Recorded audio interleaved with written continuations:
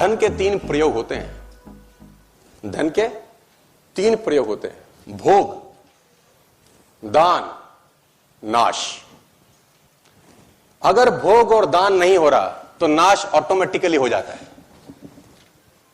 अगर भोग और दान नहीं हो रहा तो नाश। मैं आपको कामयाब होने का सूत्र दे रहा हूं अभी, एक जिंदगी भर कामयाब होने का और जिंदगी भर कामयाब रहने का सूत्र। सुनना चाहते हो तो बोलो हां। सबसे आसान रास्ता आगे बढ़ने का, 5%, 10% जो तुमको ठीक लगे, परसेंटेज तुम्हारे हाथ में है। भगवान को अपना पार्टनर बना लो। 5% और 10% percentage in your hands. Make a partnership with him. वो अगर पार्टनर हो, पार्टनरशिप कैसे चलेगी सिर्फ कल्पना करो। जितना पैसा कमाओ उसका कुछ भाग ये आपके ऊपर डिसाइड करता है। और पार्टनरशिप हमेशा तब करो जब अमाउंट स्मॉल है। आप कहते हैं ना अभी तो कुछ है ही नहीं, अभी क्या फायदा। अभी करने का फायदा है क्योंकि अभी दिया जा सकता है। जब बड़ा होगा तो देने का मन नहीं करेगा। Always do a partnership when the amounts are small. आपने बोला 5% दूंगा, डन। 100 करोड़ आ जाएंगे तो 5% देना मुश्किल होगा। 100 रुपए होंगे तो 5 रुपए देना आसान। Make a partnership with him my dear friends. और वो कहते हैं दान अगर दाएं हाथ से दें तो बाएं हाथ को। और हमारे यहां तो उल्टा है। हमारे यहां तो पंखों पे लगा जाता है, फलां की याद में दान। वो आदमी मरने के बाद भी घूम ही रहा है चक्करघन्नी की तरह। देखा होगा आपने, मेरी बात को अदरवाइज मत लियो, किसी ने किया हो तो ऐसे।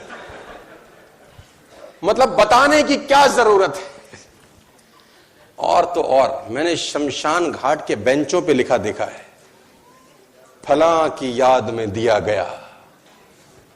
ये बताने की जरूरत होती है क्या? हाँ, जिसको पता चलना है ना उसको चल जाएगा, लिखने की जरूरत नहीं होती। जिसको पता चलना है उसको चल जाएगा, लिखने की जरूरत। 5%, 10%, चूज योर परसेंटेज टुडे, 22 फरवरी 2019, और बी अ पार्टनर ऑफ जो भी पैसा है। और वो कहते हैं कि मैं करता हूं इसलिए बता रहा हूं। जब तक आदमी आचरण नहीं करता उच्चारण नहीं करना चाहिए।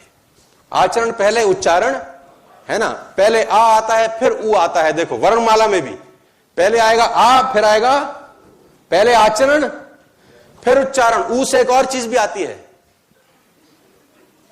कुछ लोग उच्चारण पहले करते हैं, आचरण तो साला। 5%, 10%, choose your percentage today, become a partner. और दान दीजिए एक हाथ से कि दूसरे हाथ को भनक भी ना हो। मैं आपको बताना चाहूंगा, लेकिन लोग इतने निपट कंजूस हैं। मुल्ला नसरुद्दीन को एक रात कुछ लोगों ने घर दबोचा, पीछे पिस्टल लगा दी।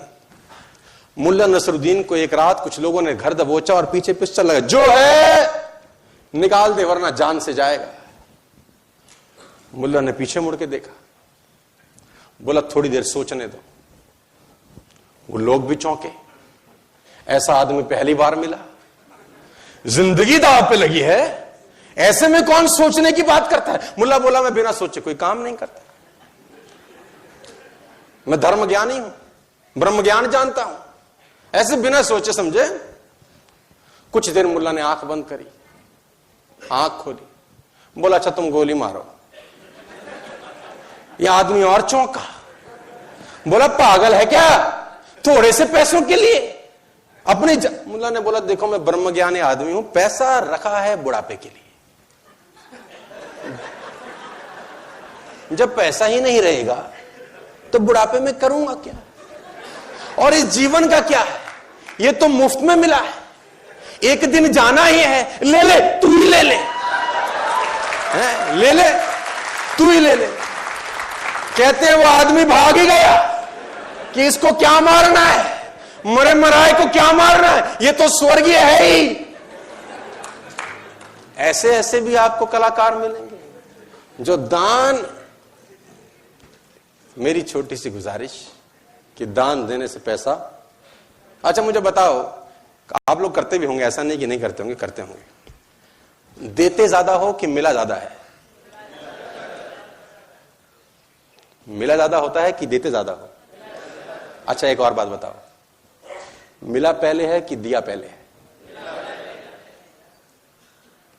देते भी कम है, देते भी बाद में है, फिर भी चौधरी है। और मैं फिर एक बात बोलता हूं, उसका उसी को देने में क्या महानता है यार? उसका उसी को देने में क्या महानता है? और किसी पेज अखबार पे, किसी पंखे पे, किसी बेंच पे आपने देखा भगवान ने कहीं नाम लिखा हो, ये पर्वत मैंने बनाए, ये नदियां ये मैंने बनाई? कहीं देखा आपने? और अस्तित्व उससे भरा पड़ा है यार, उसने कहीं। आप लिखते हैं फला की याद में पंखा दान दिया गया, अब वो फला तो चला गया और आदमी घूम ही रहे सालों ऊपर। बात समझ में आ रही है तो बोलिए।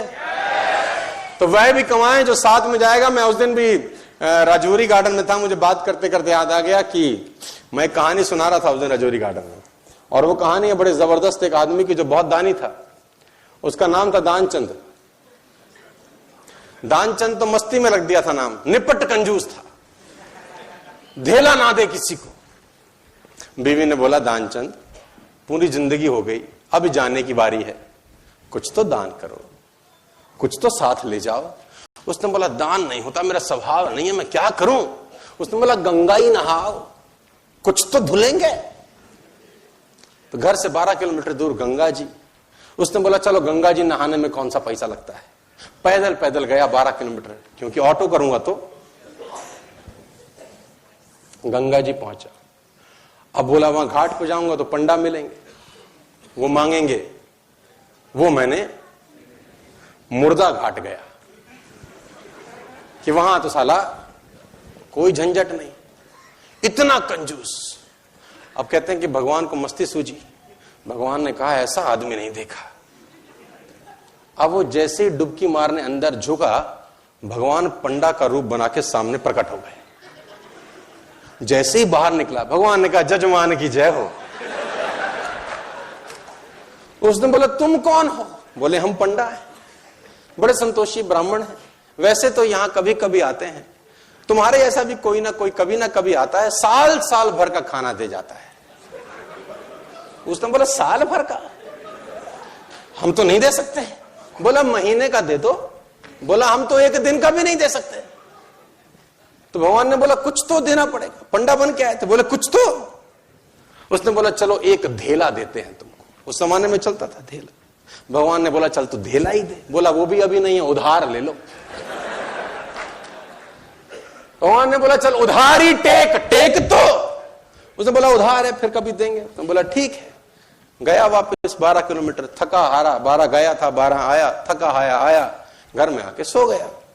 थोड़ी देर बाद घर का दरवाजा खटखटाया। जजमान की जय हो। बीवी ने दरवाजा खोला, देखा तो वही पंडा। बोला हाँ। बोला वो आपके पति देव ने कुछ उधार लिया है, वो लेने आए। पत्नी ने आदमी को जगाया, जागो, किसी पंडा को कुछ कहने को दे आए थे?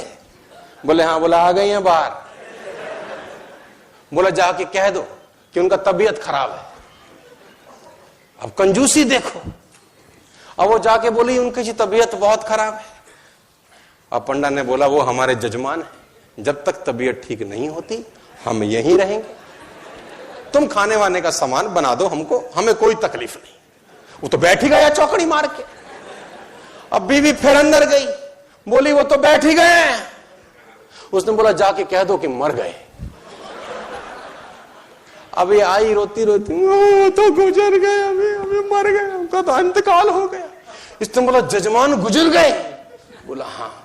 बोला तुम कहां गांव में जाके अकेली औरत खबर परोगी, हम खुद ही खबर कर देते हैं। बाहर गए और जब तक तो वो रोकती तब तक तो बताए सबको कि दानचंद गुजर गया, दानचंद। अब धीरे धीरे धीरे भीड़ इकट्ठी होनी शुरू हो गई। धीरे धीरे धीरे भीड़ इकट्ठी होगी, दानचंद के घर में इकट्ठे हो गए सारे।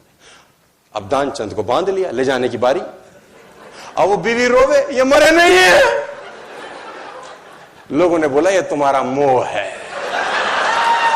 ऐसा ये तुम्हारा मोह है, सबको होता है। और वो कम वक्त भी बंध गया, सांस रोके बैठा है। अब उसको ले जाने लगे, राम नाम सत्य है, और वो भी चल पड़ा। इतना निपट कंजूस, चिता पे रख दिया। भगवान ने बोला, दुनिया हमसे हारती है, हम इससे हार गए। भगवान ने बोला, ये मर जाएगा साला, कुछ देगा नहीं। भगवान ने बोला, हम जजमान के कान में कुछ कहना चाहते हैं। लोगों ने बोला, कह दो महाराज, अब तो बस तैयारी है। भगवान ने उसके कान में बोला, आया हूं बैकुंठ से तुझ संग नाता जोड़। मैं बैकुंठ से आया हूं, तेरे संग नाता हमने जोड़ा है, हम भगवान है, आंखें खोल। इसको लगा, अरे वाह वाह, ये तो खुद भगवान आ गए हैं। जैसी आंखें खोली, देखा सामने वही पंडा, फिर आंखें बंद कर ली। भगवान ने बोला, भाई तू मांग ले, क्या मांगता है, तेरे से कुछ मांगने नहीं आए। इसने बोला, हमको कुछ नहीं चाहिए, बस धेला छोड़ दो और जाओ। तो इतना कंजूस,